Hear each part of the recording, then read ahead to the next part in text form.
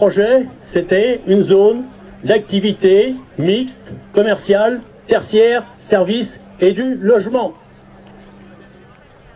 Dans les deux projets présentés, il y avait une zone d'activité tertiaire, service commercial de 21 hectares.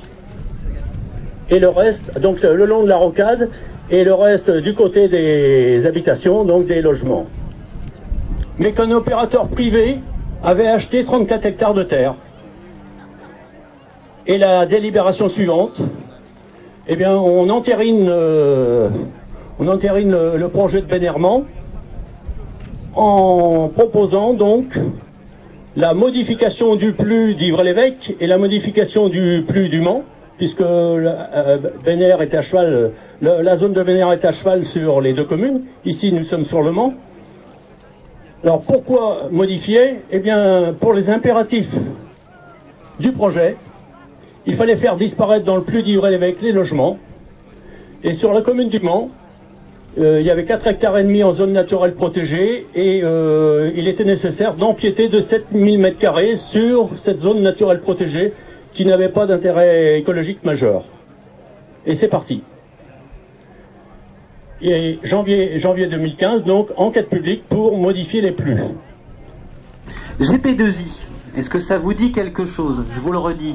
GP2I, est-ce que quelqu'un sait ce que c'est dans l'insistance là? Grand projet inutile, imposé. Exactement. Ces grands projets, bah, tout est dit, hein. Inutile, imposé. Je vais vous lire une citation qui est la charte de Tunis qui a été votée en mars 2013 au Forum mondial social de Tunis. Écoutez bien. Ces projets constituent pour les territoires concernés un désastre écologique, socio-économique et humain. Rappelle cette charte donc. Les GP2I n'intègrent jamais la participation effective de la population à la prise des décisions et s'inscrivent dans une logique de concurrence exacerbée entre les territoires et impliquent une fuite en avant vers du toujours plus grand, plus vite, plus coûteux, plus centralisateur. Ça vous rappelle quelque chose peut-être. Ainsi partout à travers le monde, les grands projets inutiles imposés voient le jour. Le plus souvent dans la tête de donneurs d'ordre, de promoteurs privés, à l'appétit vorace, mais à l'éthique et au souci du bien commun famélique. Traité de en même temps à l'usage des écolos. Nous sommes Alternativa et Action non violente COP21. Nous proposons des alternatives concrètes pour lutter contre le dérèglement climatique et l'injustice sociale. Et en même temps, nous résistons par la désobéissance civile non violente en dénonçant les projets climaticides.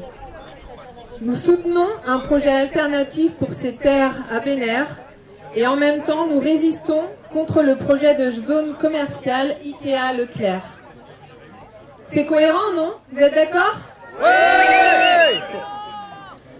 Mais parfois, nous avons quelques difficultés à suivre certains discours. Nous avons besoin de votre aide pour y voir plus clair. Peut-on végétaliser la place de la République cet été et en même temps laisser bétonner Benner?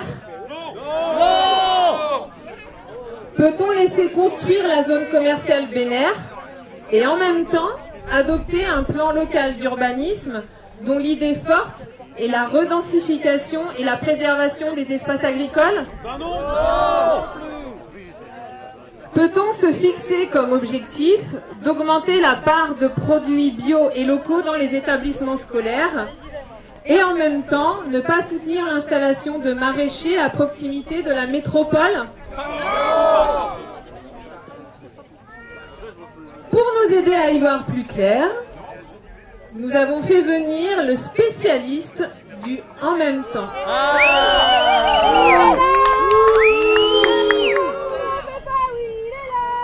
Nous avions fait son procès en janvier dernier lors de la marche pour le climat. Monsieur Macron a été désigné champion de la Terre, mais soutient de nombreux projets destructeurs de terre et de biodiversité comme Europa City près de Paris ou GCO à Strasbourg.